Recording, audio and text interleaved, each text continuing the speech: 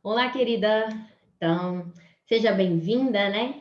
Aqui a gente vai ter a nossa aula número 3. Vamos corrigir sobre o dogma da vida.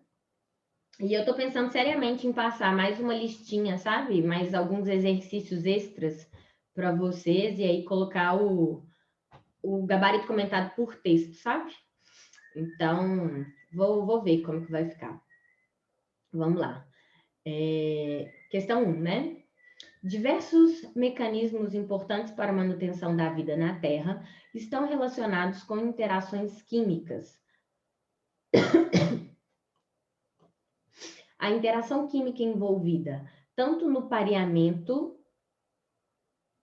correto de bases nitrogenadas no DNA, quanto no controle de variações extremas de temperatura na água, é uma ligação do seguinte tipo. Tá, então tá perguntando aqui, né, sobre o pareamento das bases nitrogenadas. A gente sabe que é adenina liga com timina, guanina liga com citosina. Lembrando que essa ligação, vou colocar aqui de outra cor, que eu acho que vai ficar mais fácil.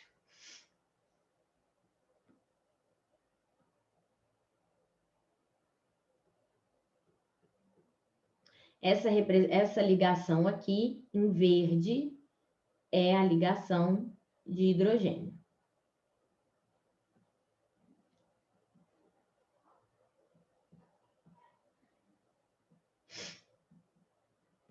Uma ligação facilmente quebrada, né? Sem muito esforço. E aí, quando a gente pensa na água,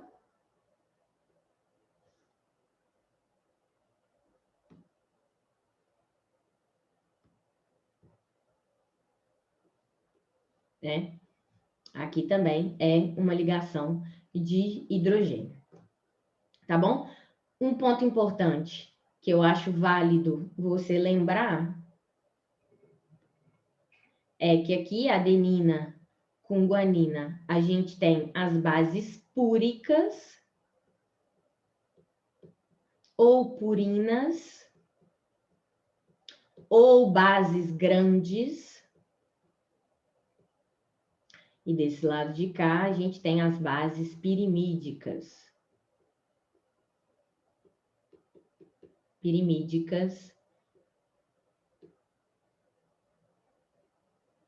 Bases pequenas.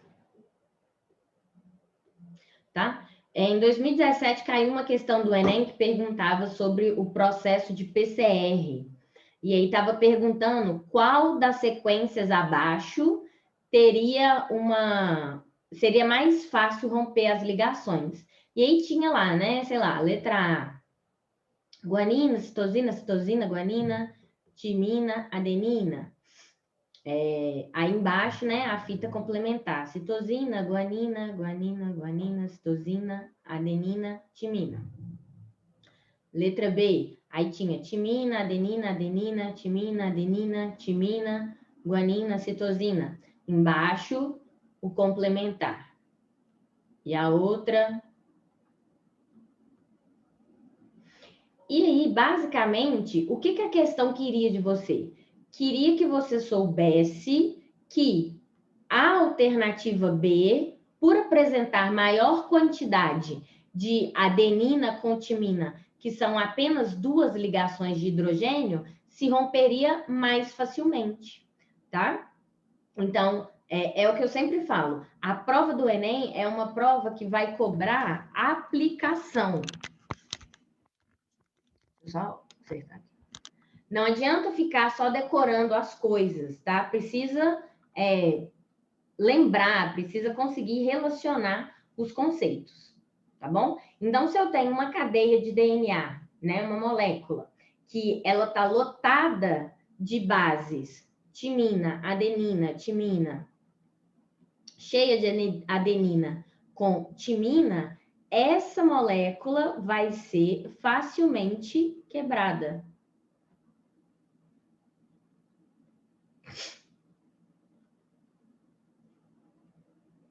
Tá? Beleza? Gabarito aqui, então, ligações de hidrogênio. Tranquilo? Prof, ali é pirimídicas e o quê? Pequeras? Pequenas.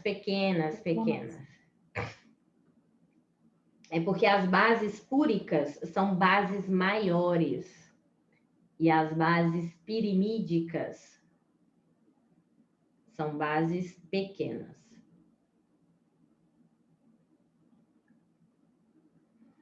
Tá? Aqui está escrito grande e aqui pequenas. Ok? Então, beleza. O diagrama a seguir representa um nucleotídeo de DNA com a subunidade X, Y e Z. Assinale a alternativa correta que identifica o nucleotídeo acima como sendo um monômero de DNA. A gente sabe que no DNA nós temos adenina, timina, guanina, citosina, né? Não tem a base uracila, então a gente já descarta a letra C. Lembrando, né, que aqui eu tenho X, representa o grupo fosfato.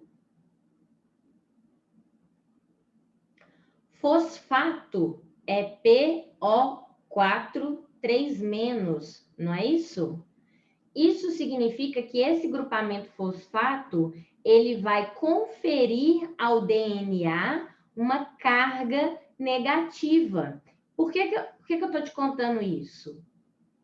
Quando a gente vai fazer eletroforese, tá? Então, aqui, ó, fosfato.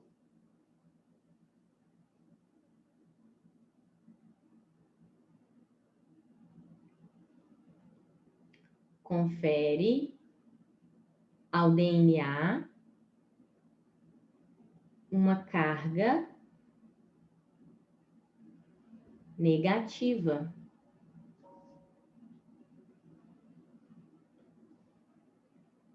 Por que isso é bom? Porque quando eu vou fazer eletroforese, né? Então, vamos lá. Aplicação.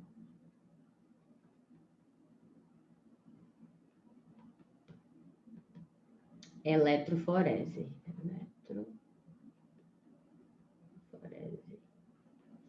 Exames de paternidade.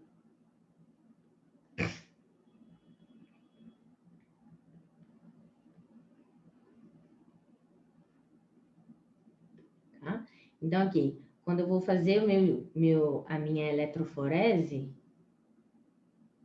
eu tenho lá o meu gelzinho de agarose, eu vou conectar o meu polo negativo, meu eletrodozinho, com o polo positivo. E aí as cargas, né? As cargas vão se posicionando de acordo com o seu peso molecular. Só que isso só é possível porque passou uma corrente elétrica. E essa corrente elétrica foi bom por quê? Porque eu tenho uma carga negativa provocada pelo grupamento fosfato, tá? Então, X é o grupamento fosfato, Y é a minha açúcar, né? Que no caso do DNA é a desoxirribose.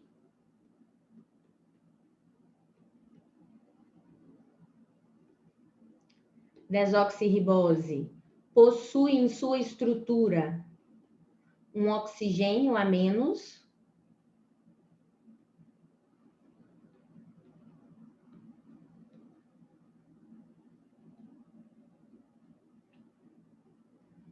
Qual que é a aplicação de ter, qual que é a vantagem de ter um oxigênio a menos?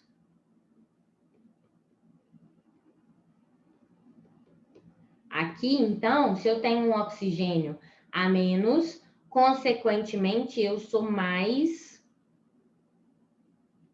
estável. Se eu sou uma molécula mais estável, consequentemente, eu sofro menos mutação. Por que isso é bom? Uai, se eu penso que o DNA é uma molécula que vai passar informação genética por gerações e gerações, Ficar sofrendo mutação toda hora é bom? Não, eu preciso ser estável, tá? Então, aqui, ó, oxigênio forma radical livre. Radical livre é instável. Se radical livre é instável, dá mais mutação. RNA tem uma ribose, né? Tem um oxigênio a mais. Consequentemente, sofre mais mutação. É por isso que seres, né, que apresentam o RNA em sua constituição genética, eles sofrem mais mutação, tá? Por causa do RNA, porque tem o oxigênio. Então, o RNA, ele tem mais oxigênio? Não, na verdade, ele possui, né? Porque você falou, parece que o desoxirribose não, né? Possui. Isso. O RNA tem um oxigênio a mais, Uhum. tá? Na A sua mais que a estrutura. desoxirribose. Aí, Isso. quais seres que tem, exemplo, que tem a RNA? mais? Ou isso depende? Não, é, por exemplo, vírus. Vírus pode ter material genético de RNA. Todo mundo que tem material genético de RNA vai sofrer mais mutação, tá?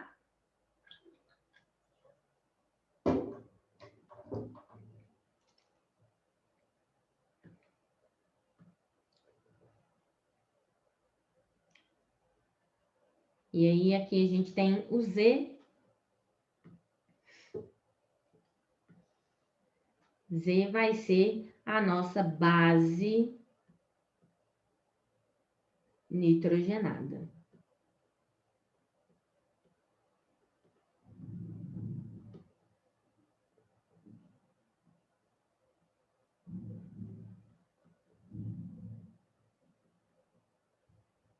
Guanina, citosina, tá? Então, vamos lá identificar, né?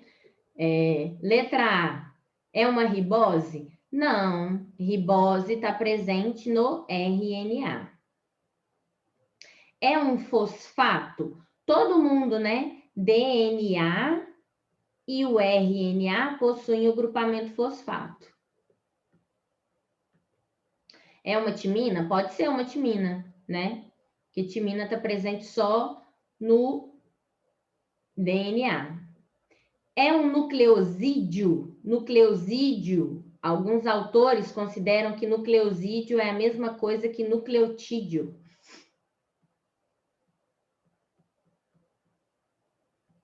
Nucleotídeo é a menor parte, tá bom? Do nosso DNA, do nosso ácido nucleico. Fechou? Gabarito dessa 2, letra C. Estamos tranquilo, Rafa? Tá de boa? Sim, eu acho que no exercício tava tipo assim, Z é uma timina? Não tava. Não, estava perguntando assim, ó, assinale a alternativa correta que identifica o nucleotídeo acima, como sendo um monômero de DNA. Como que eu fico sabendo que isso daqui é um monômero de DNA? O único jeito é se essa base nitrogenada for a timina. Porque a timina está presente só no DNA. Se tivesse perguntando como sendo monômero de RNA, aqui tinha que ser uracila. Tá bom?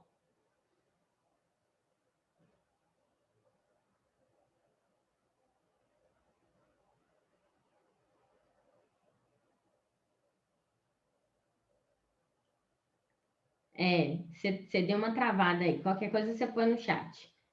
Que parece que você falou beleza ou eu tô delirando? Então tá. Então vamos lá. O anticorpo. Pronto, travou. Eu falei assim, prof, que lá na lista que você mandou, estava escrito, né? Z é tal, Y é tal, tá faltando nesse exercício aqui que você tá na lousa, tá faltando, que lá no exercício da lista que você deu, estava escrito assim, letra A, X é uma ribose, B, aí Y, tá? Entendi. Deve ser que na hora que eu copiei, não veio, né? Deve ser que estava aqui, ó. Né?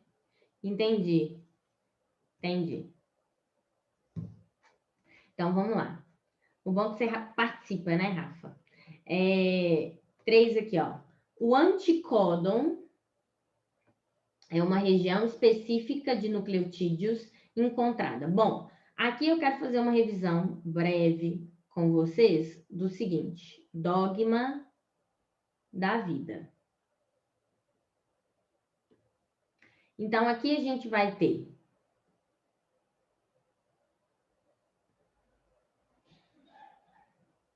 o DNA. Esse DNA passa por um processo de duplicação. Em seguida, eu tenho a formação de um RNA mensageiro.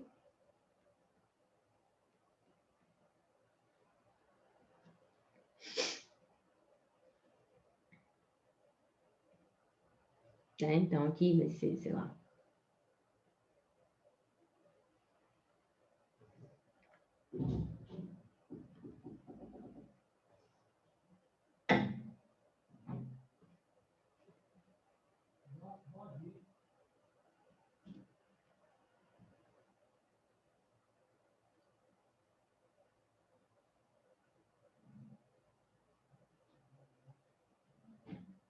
Então, aqui a gente tem um RNA mensageiro e em seguida a gente tem um processo, que é um processo um pouquinho mais complexo.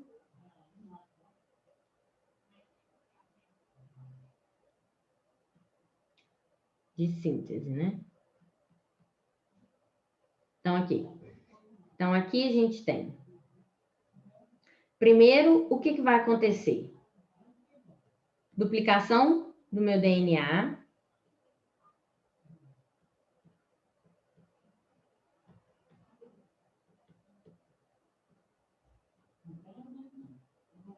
Aqui nós temos uma classe de enzimas denominadas, né? DNA polimerases. DNA polimerase. Em seguida, eu terei o processo de transcrição.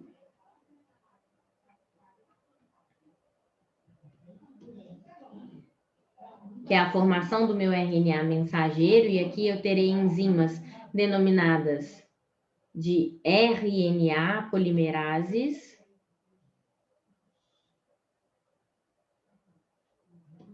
Em seguida, eu terei a tradução,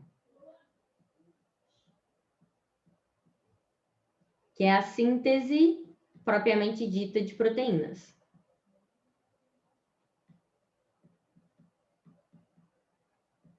E aqui eu tenho a atuação do ribossomo, do RNA mensageiro e do RNA transportador. Aqui é bom você saber, Rafa, o seguinte, né? Eu tenho o códon, os códons estão localizados no RNA mensageiro.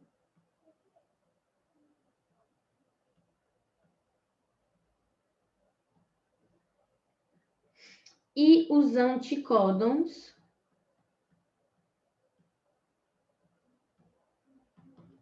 estão no RNA transportador. Beleza? Então, aí, ó. O anticódon está na molécula de DNA? Não. Tá? A gente sabe. Eu vou sair do outro Zoom para ver se melhora a internet, tá? Tá bom. Sem problema. O ribossomo, ele não vai ter o anticódon, né? Ele só vai ler a fita de RNA mensageiro. O RNA mensageiro aqui a gente tem os códons e nosso gabarito, letra D, que é o RNA transportador. Tá bom? Oi. Você poderia repetir essa parte da tradução? Porque eu não entendi que estava travando, por isso que eu saí do outro Zoom. Para carregar melhor. Tá bom. Então, aqui, Rafa, a gente tem que, durante o processo de tradução, o ribossomo, né, que é esse cara aqui,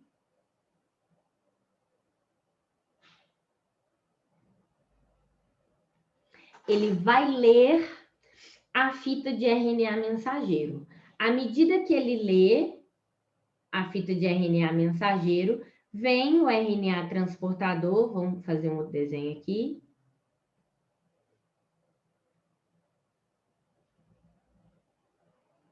Então, aqui tem um códon, né? Primeiro códon é AUG. Vem o RNA transportador e coloca o aminoácido metionina.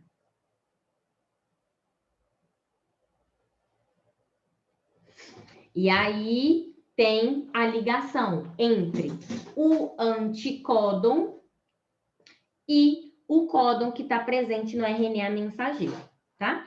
E aí, esse ribossomo, né, que é esse cara aqui, ó.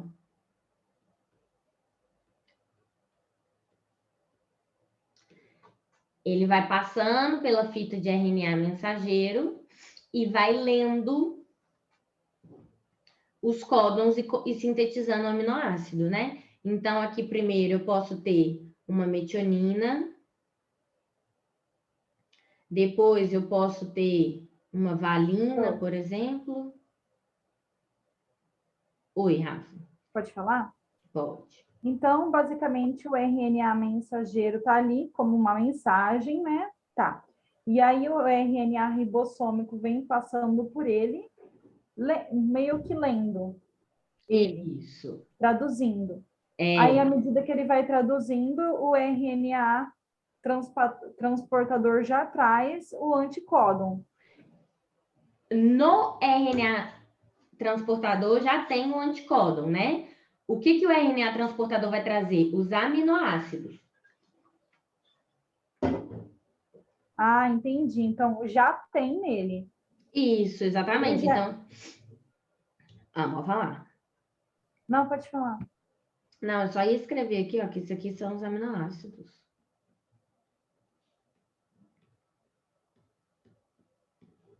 Tá? Então, por exemplo, se eu tenho um códon AUG no meu RNA mensageiro, o meu anticódon, como que ele vai ser? U, A, C. E o AC é o aminoácido metionina. Tá?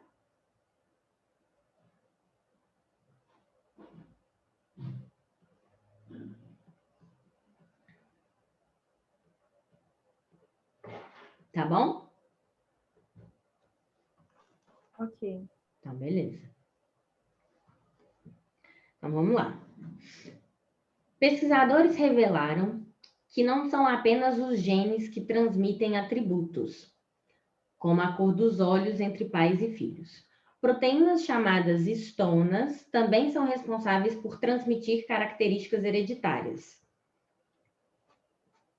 Apesar de sua função primordial ser a manutenção do DNA na forma de cromatina e cromossomos.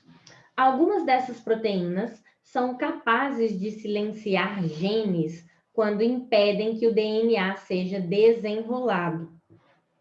Modificando-as, os cientistas conseguiram criar características que foram transferidas para novas gerações sem alteração nos genes, tá? Então, olha só, não houve alteração nos genes. Aqui nós estamos falando de um conceito de epigenética.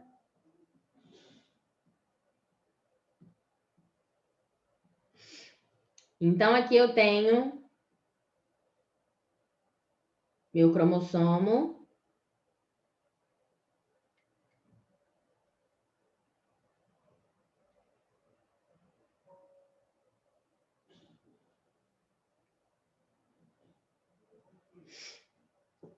né? Então, eu tenho regiões no meu DNA, ó, desenroladas e regiões enroladinhas. Regiões desenroladas e regiões enroladinhas. Prof, as regiões que estão mais enroladinhas, elas estão sem ativação, né? Isso, exato. Regiões mais enroladinhas,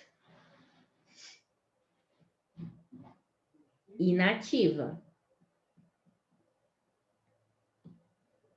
Ativa, tá?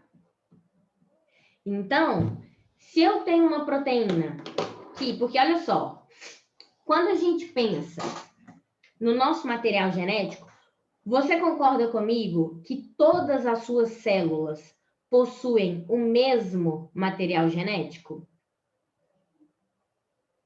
A célula do olho, do cabelo, do fígado, do pâncreas, todas elas vão ter o mesmo material genético, que é o seu material genético. Mas então, se todas têm o mesmo material genético, por que só as células parietais do estômago secretam ácido clorídrico? Por que só as células do fígado secretam insulina? Porque existe um negócio chamado expressão gênica, né? Na célula lá do meu pâncreas para secretar insulina, a célula que secretaria ácido clorídrico está na região inativa. Então, não vai secretar ácido clorídrico no pâncreas. A região que secreta, né, que codifica a informação da insulina, está ativa. Quando a gente fala de epigenética, é importante que você saiba um conceito, tá? Então, aqui, ó, alteração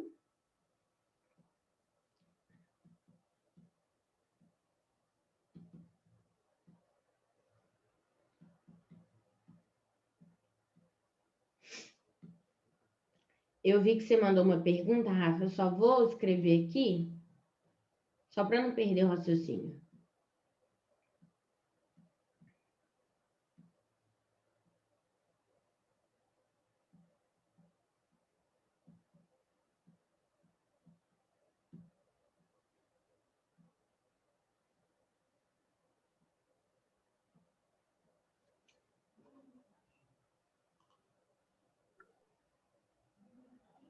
Prof, estava travando muito. Oi, voltou? Voltou, agora está melhor. Saí e voltou. Você tá aí? Voltou? Tá, dá para me ouvir? Tô te ouvindo. Ah, agora está melhor. Então tá, então vamos lá, ó. Por que eu estava falando que tem duas regiões no DNA, né? As regiões que estão ativas e as regiões inativas. O meu material genético é todo igual, então todas as minhas células têm o mesmo material genético, né? Só que algumas secretam substâncias e outras não vão secretar essas substâncias. Por que isso acontece? Por causa dessa expressão gênica, tá? Na minha célula do estômago, tá ativo para poder secretar ácido clorídrico. Na minha célula do pâncreas, tá ativo para secretar insulina, mas está inativo para secretar ácido clorídrico, tá? Então, de acordo com a nossa região, e isso já foi questão do Enem, né? A questão falava assim: se todas as nossas células têm o mesmo material genético, por que uma tem formato de estrela, outras são anucleadas e outras são nucleadas? Por causa disso, expressão gênica, tá? Então, quando a gente fala de epigenética, o que é epigenética? Basicamente, é uma alteração na expressão dos genes sem mudar a sequência de bases, tá? Ficou com alguma dúvida aqui, Rafa? Não, tá tranquilo. Isso tem alguma coisa a ver com os DNAs codificantes e os não codificantes? Então, a gente sabe que no DNA nós temos regiões, né? Regiões denominadas de introns e exons. A gente sabe que os introns, eles são removidos durante o processo, né, no pós-traducional. Alguns cientistas acreditam que esses introns estão relacionados com a expressão dos genes, mas ainda nós não podemos afirmar.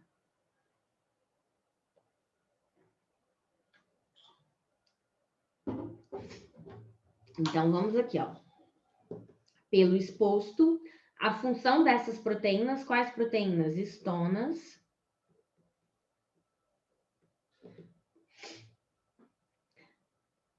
nas alterações das características dos organismos, ocorre devido à habilidade de provocar mutação deletéria? Não, né? Ela não vai deletar nada, ela só vai inibir, bloquear a capacidade do gene de ser expresso, né? Então, letra B, bloqueio da transcrição dos... Mutação deletéria é de tirar, por exemplo, que nem um lisossomo faz, por exemplo, desaparecer com alguma coisa? Que nem quem faz? Lisossomos. Lisossomo é uma organela, né? Vai digerir. Então, vamos pensar aqui, por exemplo, que eu tenho essa sequência aqui, né? Se eu tenho uma mutação, aqui vai ser timina, adenina, guanina, citosina. A mutação deletéria vai tirar bases nitrogenadas, entendeu? Vai sumir, sumiu, entendeu? Vai deletar. Entendi. Letra B. Bloqueio da transcrição dos genes a serem expressos. Certinho, né? É isso que vai acontecer. O gene vai estar lá com a mesma quantidade de pares de bases, mas não vai ser expresso. Ok? Então, vamos aqui. Letra C. Falta de partes do material genético herdado pelos filhos. Não, né? Essa letra C e essa letra A são bem parecidas. Por quê? Se está faltando parte, é uma deleção. Fechou? Estamos tranquilo, Rafa? É que tipo assim, por exemplo, a proteína histona, a função dela mesma é tipo ela organizar, né, formar, deixar a formação do DNA e controlar a atividade enzimática. Então, essa parte da epigenética entraria nessa parte da formação do DNA, tipo de controlar ou controlar a parte enzimática. Parte enzimática. Porque a função mesmo porque realmente a função do DNA, né, praticamente é para proteína, né? Tipo, dar os genes para a formação de proteínas, né? Então, Isso. seria mais essa parte, né, de controle da atividade enzimática, né? Exatamente. Então, está controlando não só a atividade enzimática, como também a expressão desse gene. Se ele vai estar muito enroladinho ou pouco enroladinho, tá? Mas é isso aí. Letra D. Prof, só tira uma dúvida para mim. Uhum. O que eu sempre confundo, cromátide, a forma da cromatina e cromossomo. A forma mesmo, são formas diferentes.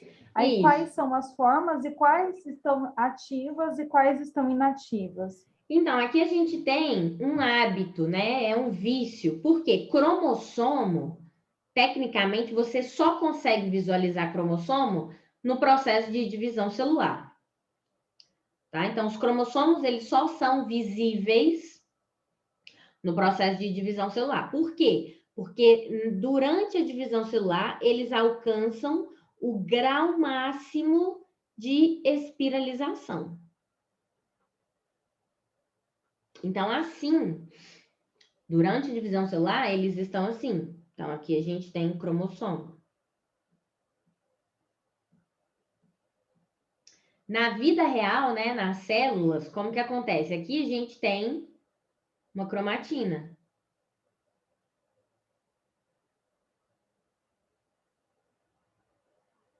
Então, aí, as regiões, escuro e clara.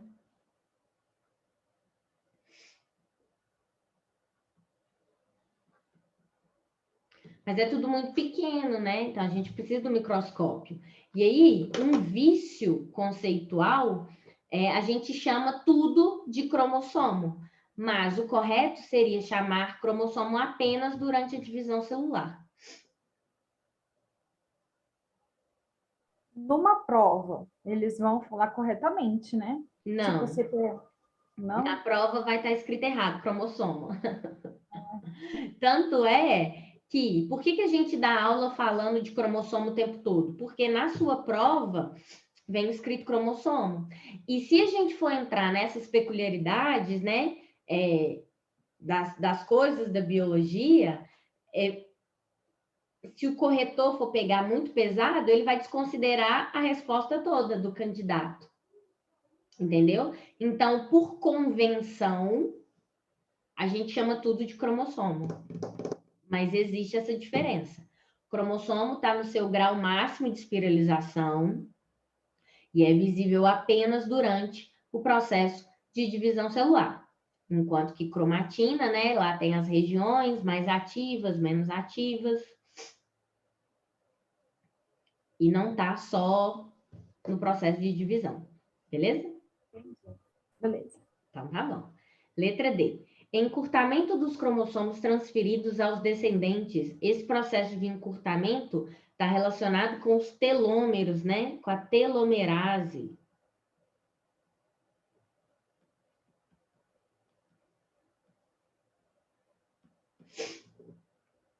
E não está relacionado aí com as histonas, não. Então, tá errado.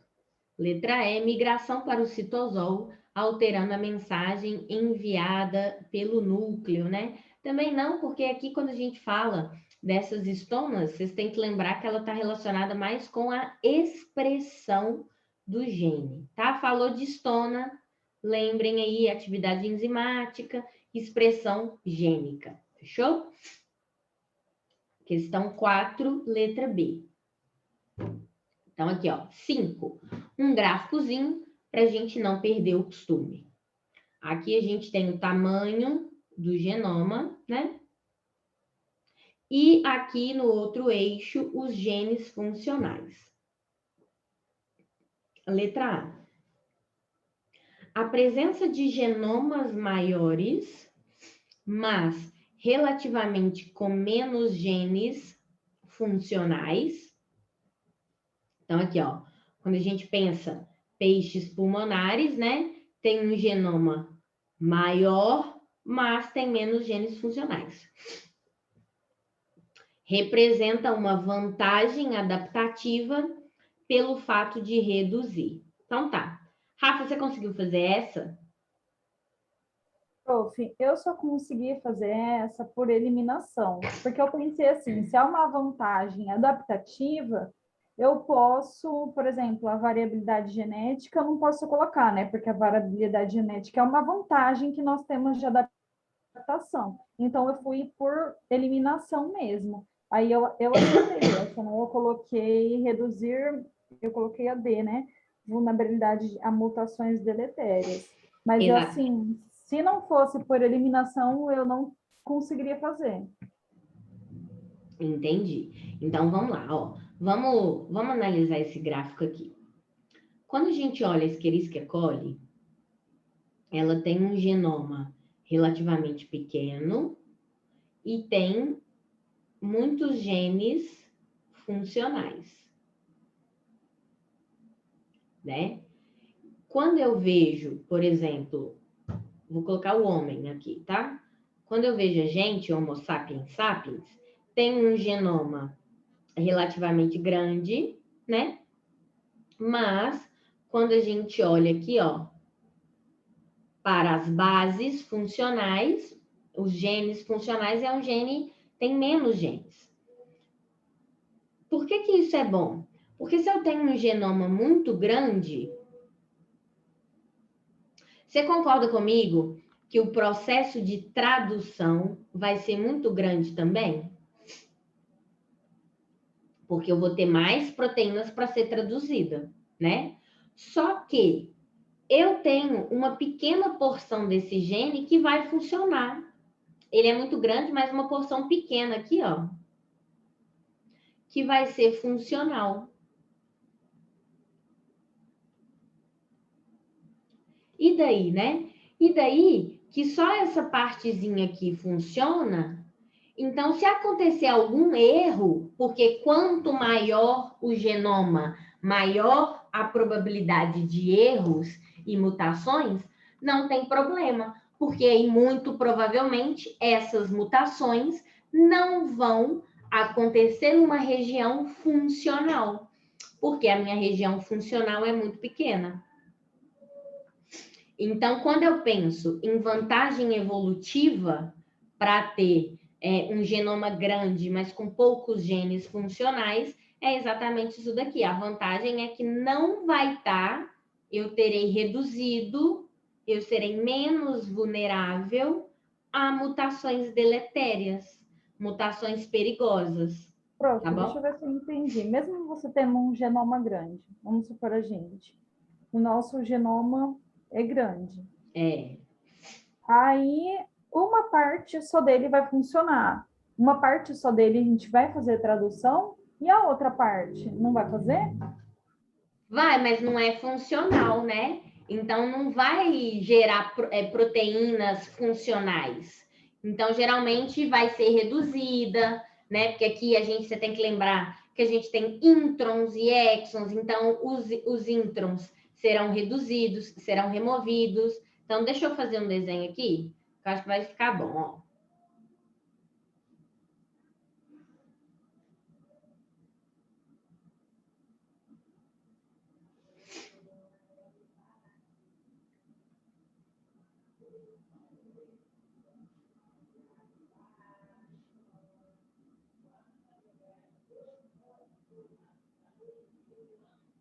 Então, aqui, ó. Vamos lá. Azul, intron. Vermelho, exon. Então, beleza. Tá grande, tá. Só que no processo de tradução, só esses caras aqui, ó, serão traduzidos. É uma porção muito pequena. Então, no fim das contas, eu terei uma proteína bem pequena. Mais ou menos desse tamanho. Então, se rolar uma mutação em qualquer região de azul, não tem problema. Aqui, aqui, aqui e aqui, não tem problema. Porque isso Então, vai ser retirado. se diminui a quantidade de proteínas, ou de proteínas não, de genomas, de genes funcionais, diminui a probabilidade de ter uma mutação. É isso? É, mutação do tipo deletéria, né? Porque mutação, ela vai acontecer, embora seja um fenômeno raro, quando tem que acontecer, vai acontecer. Mas vamos pensar, por exemplo, que eu tive uma mutação nessa porção final aqui. E aí, agora esse intron, que era desse tamanho, ficou desse tamanico. Não vai ter problema de todo jeito, né? Porque aqui não vai afetar. E é por isso que a gente tem regiões introns, exons, introns, exons, introns, exons. Não é só uma região, por exemplo, o lado esquerdo é todo intron, o lado direito é todo exon, porque aí não ia ser vantajoso do mesmo jeito, né? Porque aí se eu tivesse uma região só do lado direito, pronto, pegou uma região de exon. Por isso que a gente tem essa alternância. Tá? Entendi. Prof, depois você pode voltar na questão, acho que é 2, só para tirar um print? 2 ou 3? Você quer tirar o print? Porque eu vou colocar isso aqui no Class. Ah, só Tá bom, então. Não Mas se preciso você me quiser tirar o print, eu posso voltar, não tem problema Não, não. você vai colocar lá. Vou subir agora. Só vou, assim que terminar a aula, vai carregar para o YouTube, demora um pouquinho. Aí eu coloco lá. Então, aqui, ó. Essa questão, ela é grandinha, né? Então, vamos lá. O experimento conhecido como experimento do liquidificador foi elaborado para responder a uma questão bastante presente na época. Já há algumas décadas, os cientistas se dedicavam ao estudo de um certo tipo de vírus, né? Bacteriófagos ou fagos. Bacteriófagos vão infectar bactérias, basicamente. Ele parece um foguetinho. Assim, ó.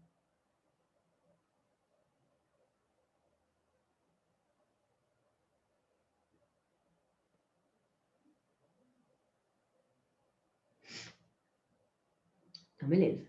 Com esses estudos, os cientistas procuravam avançar na compreensão das moléculas envolvidas na transmissão de características genéticas. A pergunta da época era: qual o componente que permite a reprodução dos vírus bacteriófagos? Isso porque esses vírus são organismos bem simples, compostos basicamente de DNA e uma cápsula de proteína. Então, qual dessas estruturas vai estar relacionada no processo de reprodução? Aí a pesquisadora fez esse experimento do liquidificador. Basicamente é o seguinte: aqui eu tenho fagos com marcação diferencial no DNA, né? Então eu vou pensar numa coloração azul, por exemplo, azul fluorescente, vermelho fluorescente. Marcação diferencial no DNA e na cápsula proteica a uma cultura de bactérias. E aí eu permiti que esses vírus infectassem essas bactérias, né? Em seguida, eles agitaram essa mistura, vírus mais bactéria, em um liquidificador bem controlado para separar os vírus das bactérias sem estourar a membrana celular da bactéria. Isso é importante, né? Porque se eu estouro a bactéria, ela morre. Ao final do experimento, eles examinaram apenas as bactérias separadas, procurando porções marcadas. Eles encontraram dentro da bactéria partes marcadas do DNA do vírus e não encontraram partes marcadas da cápsula da proteína, né? Cápsula proteica. Esses resultados permitiram concluir que apenas o DNA do fago penetra na bactéria quando ocorre a infecção e a partir do DNA é produzida toda a geração de novos fagos. Maravilha. Então, a fonte, né, de transmissão de características é o DNA. E aqui eu quero chamar a atenção para um ponto importante, tá? Esse experimento é muito famoso. Eu tenho aqui o vírus, tá? E aí eu vou ter o fago.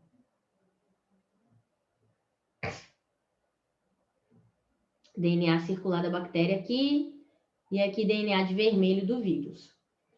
Quando o vírus... Deixa eu fazer o desenho.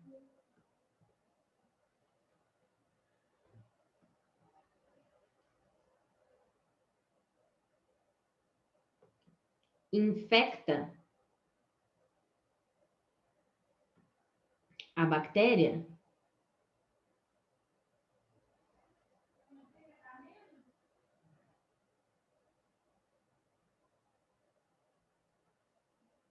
infectou apenas o material genético do vírus que entra na bactéria, tá? Por que eu tô falando isso? Porque eu já vi questão falando bacteriófagos, ao infectarem a bactéria, injetam o seu capsídio. Não, isso é falso. Bacteriófagos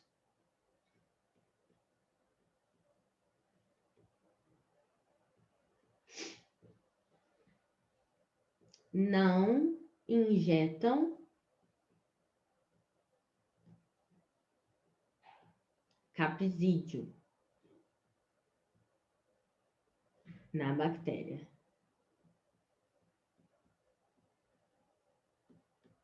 tá?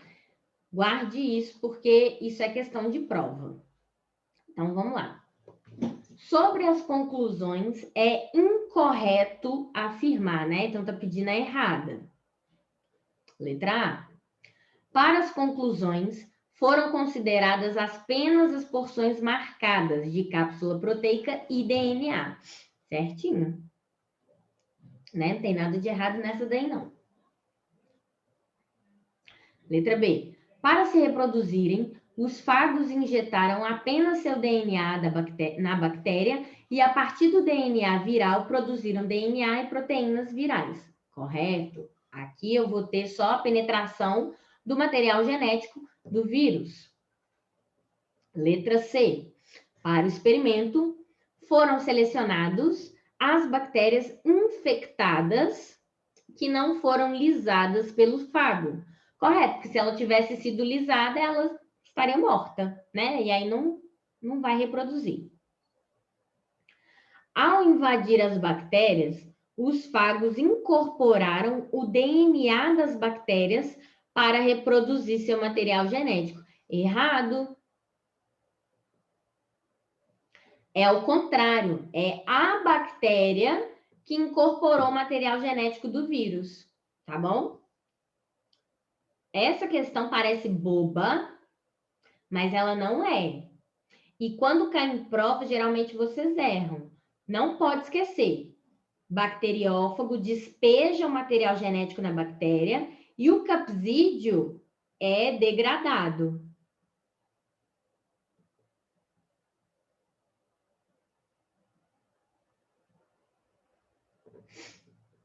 Tá bom? Nossa. Oi. Esse tipo aí de invasão do bacteriófago seria um tipo de reprodução da bactéria, aquela transdução ou não? Transformação. Isso. Seria transformação, exatamente, Rafa. Muito bom, muito bom. Então, bactéria tem lá, né? Transdução, transformação, que ela absorve o material genético do meio, né? Tenho conjugação, que é aquela pela ponte citoplasmática.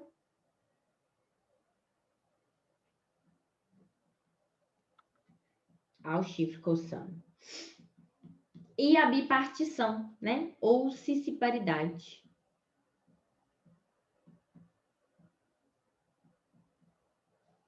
Ô, prof, mas eu fico perguntando, toda vez que eu vejo isso, eu me faço a seguinte pergunta.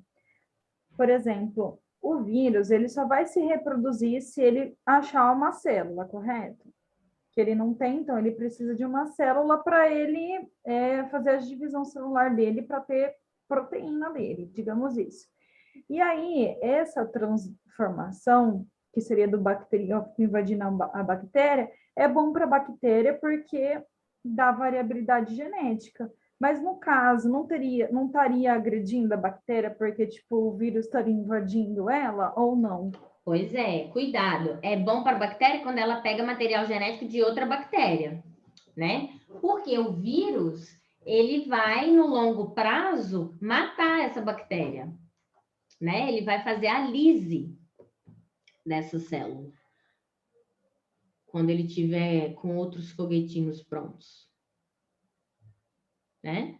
Então, quando tem muito foguetinho na célula, a bactéria morre. Então, só é vantagem para ela fazer essa transformação quando ela pega material genético de outra bactéria, só que ela não sabe, né? Quem é bactéria, quem é vírus. Então, ela sai pegando tudo e aí ela se ferra. Muito oferecida. Entendi. Tá bom? Então, vamos lá. Aqui a gente tem, né, uma molécula de DNA mostrando o pareamento das bases. E aí aqui a gente tem uma figurinha e aqui o composto químico, né? Isso daqui, ó, são as ligações de hidrogênio.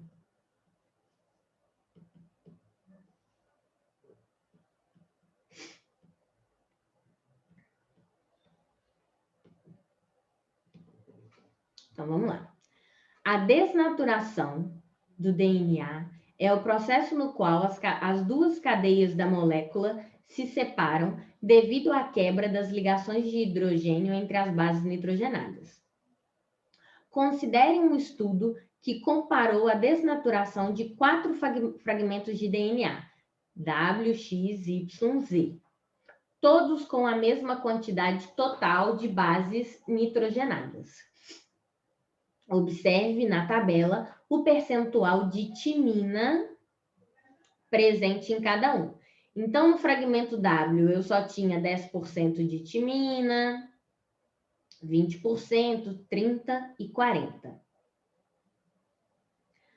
Para os 4 segmentos, a desnaturação foi realizada mediante aquecimento, sem alteração de pH, e com a mesma temperatura inicial. Então, maravilha.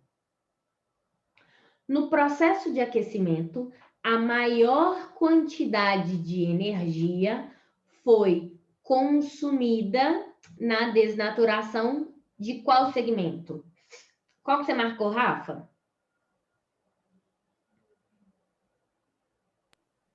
Foi, deixa eu ver, acho que foi a A, né? Que seria que tem menos timina, que é a mais forte, né? Que tem 3 ligações de hidrogênio. Exatamente. Então, olha só. Se no fragmento W eu tenho apenas 10% de timina, né? Então, aí vai ter 10% de timina, 10% de adenina. 10 mais 10, 20, né? Quando a gente faz aí o somatório, tem que dar 100. Eu já tenho 20, então falta 80. Isso significa que eu vou ter 40% de guanina e 40% de citosina. Então, aqui eu tenho uma concentração maior de guanina e citosina que estão ligados por 3 ligações de hidrogênio. Essa questão aqui é da UERJ e foi o contrário do que a questão do Enem de 2017 pediu, né? A do Enem pediu para quebrar com mais facilidade. Então, se fosse o Enem, seria o W. E aqui tá... É o W não, né? Desculpa. Se fosse no Enem.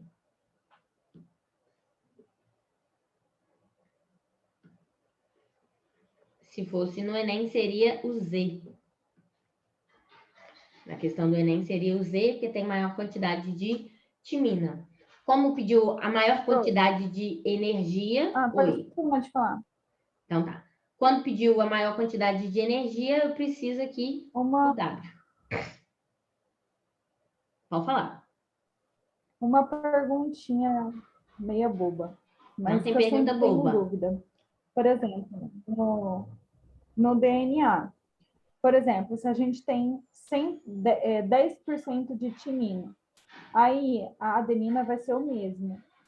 Cada um, é que eu sempre, toda vez, eu entendo, só que toda vez que eu vou fazer exercício eu me perco. Por exemplo, cada uma tem 10. Não as duas juntas são 10, né? As duas juntas seriam 20%. Mas aí que tá, depende, né? Depende do que o seu enunciado falou. Então, vamos fazer aqui, ó, vamos pensar. Vamos pegar essa daqui, tá? Escolhe uma letra aí. Y. Então tá, 30. Eu tenho 30% de timina. Então, eu tenho 30% de timina, tá? Isso significa que eu vou ter 30% de adenina. As duas juntas são 60%. Tá bom? Sim. Aí, 30 mais 30, 60.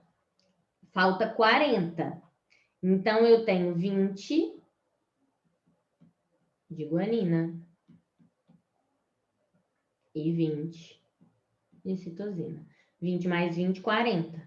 Aqui dá 50, 50 mais 50, 100. Tá bom? Entendi. Uhum. Eu não lembro, foi de uma última lista que eu fiz de DNA, eu estava confundindo isso, eu até errei no exercício, porque eu tinha feito, por exemplo, era 30 de timina, aí faltava tipo 90. Aí eu coloquei tudo para citosina e guanina, que eu pensei que a timina e a adenina iam formar juntos 30, mas agora eu entendi. Não. Timina é 30, adenina mais 30. As duas juntas formam 60. Tá bom? Obrigada. Então, beleza. 8. Considere que uma molécula de DNA com todas as citosinas marcadas radioativamente foi transferida para uma célula sem qualquer substância radioativa. Após esse procedimento, a célula sofreu 2 divisões mitóticas, originando 4 células filhas. Ao final das divisões mitóticas, a quantidade de células filhas com radioatividade vai ser... Bom, aqui você tem que lembrar, né? Ó, eu tenho uma fita de DNA e uma parte vai estar marcada, né? Então, não, deixa eu só... Isso. Não, peraí. Vermelho vai ser radioativo, tá bom? Então, aqui, ó. Vermelho, radioativo.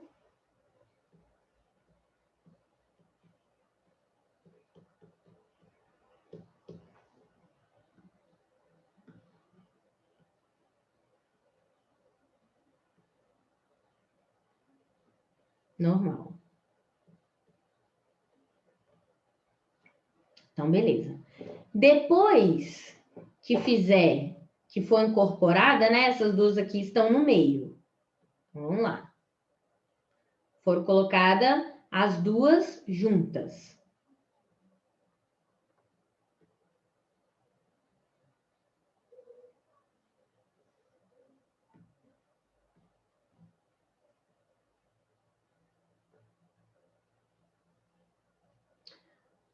Vai entrar no processo. Aqui a gente tem que antes de entrar em divisão celular, vai duplicar o material genético, né? Então, a gente vai ter 2 fitas pretas e 2 fitas vermelhas. Tranquilo? Sim. Então, tá. Então, aí, quando as duas ficarem juntas, vocês concordam comigo que a gente vai ter o processo de duplicação semiconservativa? A gente vai conservar uma fita preta, vai conservar uma fita vermelha, e aí a gente vai ter uma que vai ser preta, metade preta e metade vermelha.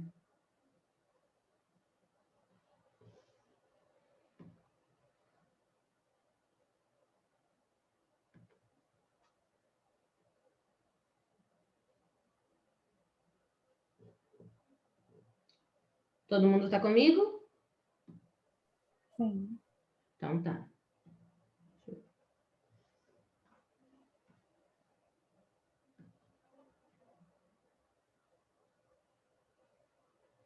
Então, beleza. E aí, uma, né? Quando entra em divisão, olha só, aqui a gente vai ter uma preta e uma vermelha. Uma vermelha e outra preta.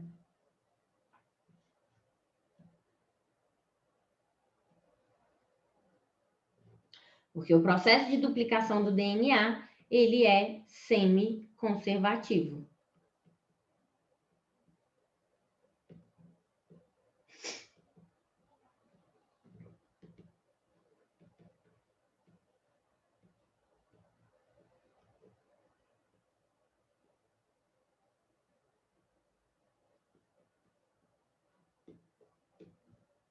Fechou? Então, ao final das divisões mitóticas, a quantidade de células filhas com radioatividade vai ser igual a 2. Prof, eu Oi. pensei mesmo, tipo, no básico do básico, da divisão mitótica, né? Que é equacional. Então, aí eu fiz aqueles desenhos de bolinha, sabe? Sei, é ótimo. Mas não deu certo, deu 4 no meu. Você pode fazer desse jeito? Deu Só para 4 o ver quê? se. Deu 4 células filhas no meu, porque, por exemplo, cada uma ela vai dar 2 células filhas. Essa Isso. daí, ela deu 2 células filhas. Aí cada uma dessas 2 vai dar mais 2. É. Aí deu 4. E aí eu fiz tipo assim, aí eu coloquei o material genético dentro dessa bolinha. Aí eu coloquei uma cor e o outro com outra cor, né? Porque uma radioativa e a outra que não é radioativa. Deu errado. É só porque aqui não vai dar, tá? Então, vou fazer aqui pequenininho.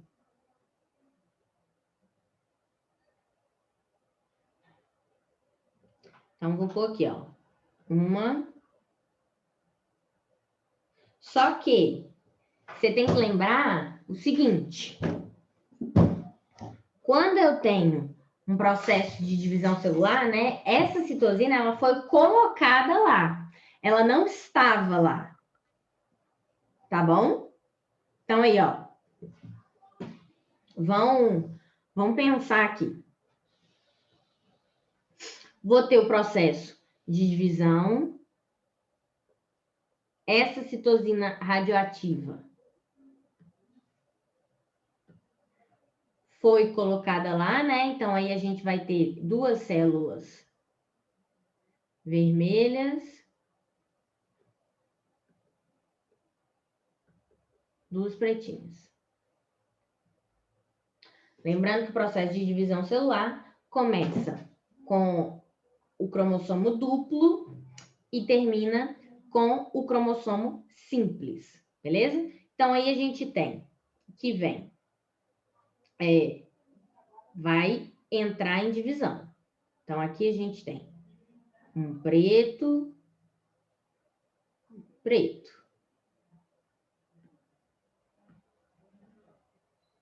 vermelho, um vermelho.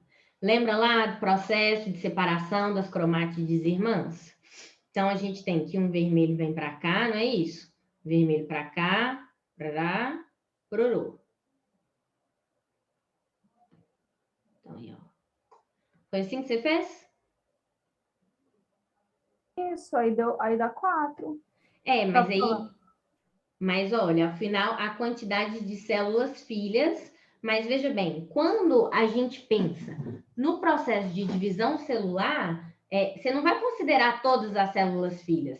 Você concorda comigo que quando eu olho uma célula, uma única célula vai gerar 2?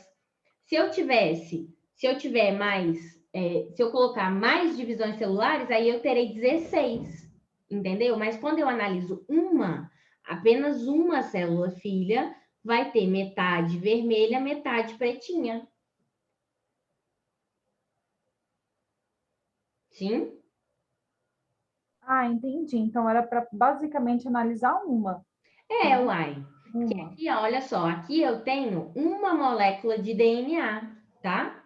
Então, quando é claro, eu entendi o que você pensou, e inclusive o seu enunciado falou.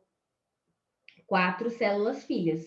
Só que questão da UERJ, né? Essa questão é uma questão da UERJ, é uma questão assim, picuinhazinha. Porque aí, ó, a quantidade de células filhas com radioatividade vai ser... Bom, quando eu considero uma molécula de DNA, eu tenho que 2 vão ter a radioatividade.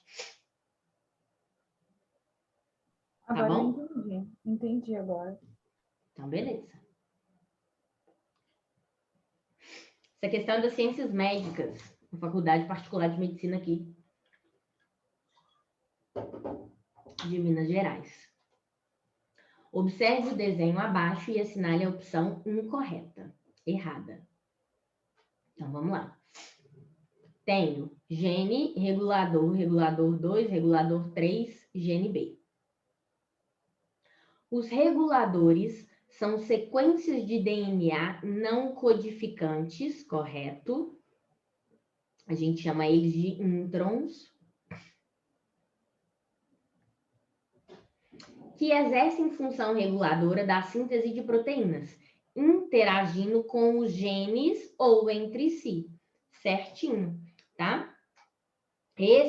Essas regiões não codificantes, né? Elas estão muito relacionadas com o processo de expressão gênica, fechou? Então, vamos lá. Letra B. Se o tamanho médio de um gene humano é de 3.000 pares de bases, o tamanho médio de suas proteínas será de 1.000 aminoácidos. Bom, então se eu tenho aqui 3.000 pares de bases,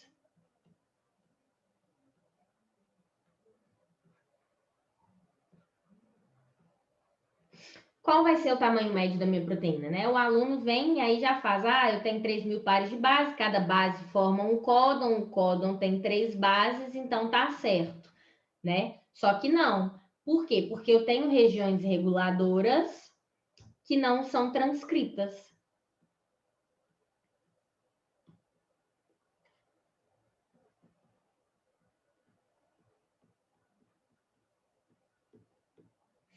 Então, letra B está incorreta.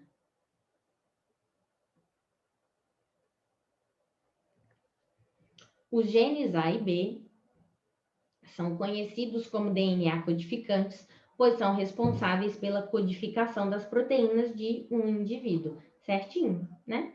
A e B são os exons.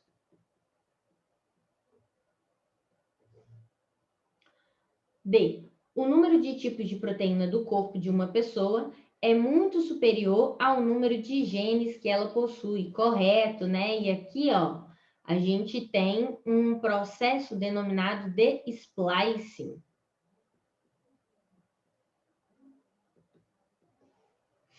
O que significa esse splicing? Significa que os genes, né, essas regiões, eu posso ter, por exemplo, gene A, B, C, ou posso ter, por exemplo, B, A, C, B, C, A.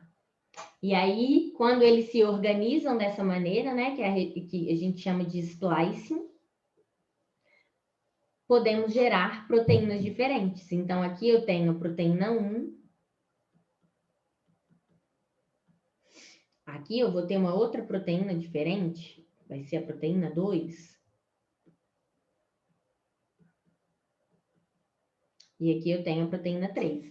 É por isso, por exemplo, que aquele cientista japonês, não sei se é japonês ou chinês, ele foi preso. Por quê? Porque ele alterou o material genético de 2 gêmeas, né, crianças, bebês, porque ele falou assim, eu vou alterar o material genético delas, porque aí elas não vão pegar nunca o HIV. Elas serão autoimunes. Só que quando ele fez isso, ele deu um tiro no escuro, porque ele alterou o material genético, editou o genoma delas, mas e o splicing? A gente não sabe quais são as consequências, né? E alguns cientistas estavam estudando, a região que ele alterou está relacionada, por exemplo, com o desenvolvimento de doenças neurodegenerativas precoces.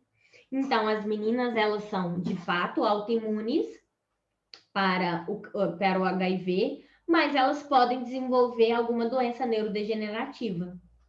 Aí, quando o Conselho de Ética descobriu esse caso, condenou ele a 3 anos de prisão. E aí ele ainda vai ter que pagar uma multa. Mexer com esse negócio de edição de gene é muito perigoso, tá? E é perigoso por causa desse fenômeno aqui, ó. Splicing alternativo.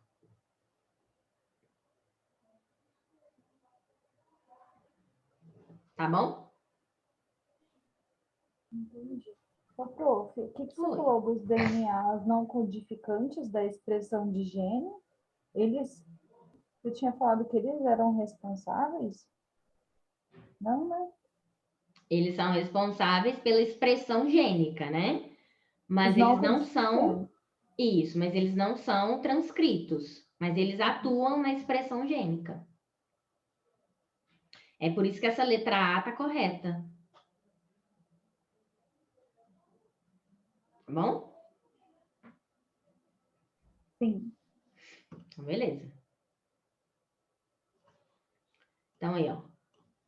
Células-tronco são células não especializadas, ou seja, aqui, ó, células-tronco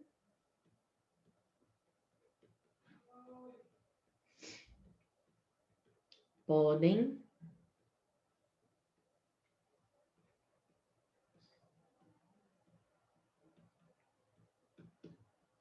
se diferenciar, né? Tem potencial de diferenciação, podem gerar qualquer tipo de tecido. Em condições favoráveis, são capazes de gerar células especializadas de diferentes tecidos. Para que essa diferenciação ocorra, as células-tronco tendem a alterar necessariamente o seguinte padrão do seu metabolismo. Então, vamos lá. Eu tenho uma célula que ela pode ser qualquer coisa, né? Igual você, quando estava lá na terceira série, sua professora Neidinha, sua tia Neidinha falou: alecrim dourado, você pode ser o que você quiser na sua vida. Para isso, você precisa mudar o quê? A sua expressão gênica, né? Então, por exemplo, se você tem aí a região de eucromatina e heterocromatina, mais condensado, menos condensado, é só você mudar a sua expressão gênica, que você pode, por exemplo, ser uma célula do pâncreas, ou você pode ser do fígado, ou você pode ser um neurônio, tá? Basta você alterar a sua expressão. Os genes que estão mais ativos ou menos ativos, tá bom? Número de cromossomos não tem como mudar, né? Se a gente pensa, por exemplo, na espécie humana, nós somos 46 XX. Quantidade de mitocôndrias, isso varia de acordo com a região. Se eu penso numa célula muscular, vai ter grande quantidade de mitocôndria, tá? Se eu sou um tecido mais parado, se eu sou um tecido adiposo, por exemplo, não tem tanta quantidade de mitocôndria assim. E a atividade dos fosfolipídios da membrana não, porque isso é fixo, né? A minha membrana, ela tem uma bicamada fosfolipídica. Essa quantidade é fixa, beleza? Então, aqui a gente tem gabarito letra A. Entendeu, Rafitia? Tá tudo bem? Oi. Sobre o 9 ainda. O DNA lixo é os introns? Isso. DNA lixo são os introns. Só que essa nomenclatura, Rafa, está sendo mudada, tá? Por quê? Porque a gente não chama os outros de lixo, né? Ah, seu lixo.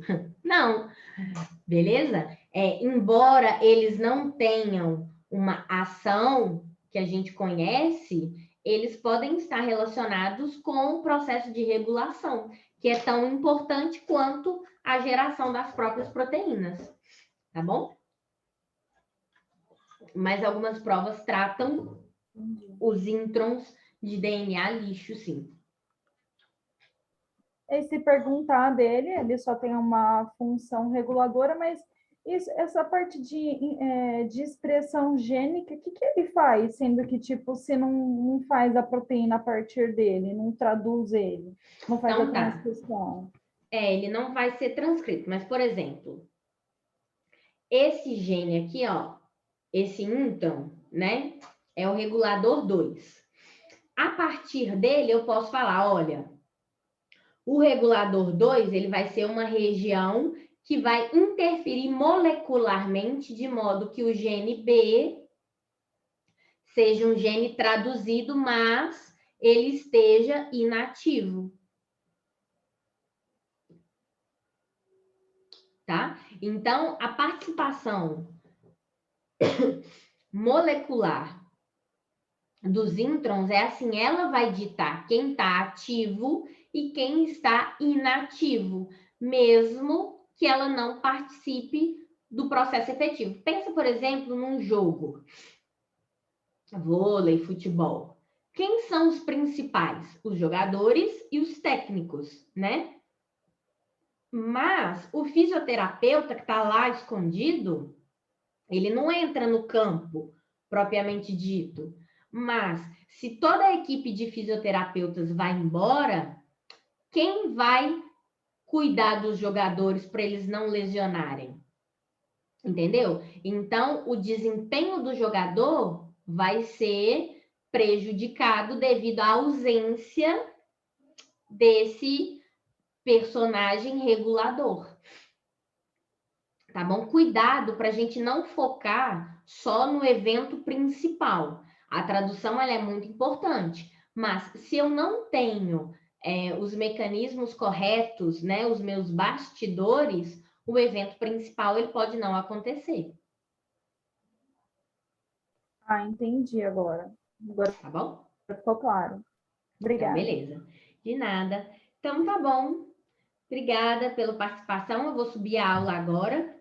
Deve demorar um pouquinho, porque é pelo YouTube, né? Então, até converter isso daqui, eu tenho que esperar converter e depois subir para eu poder disponibilizar o link. Deixa eu só pausar aqui.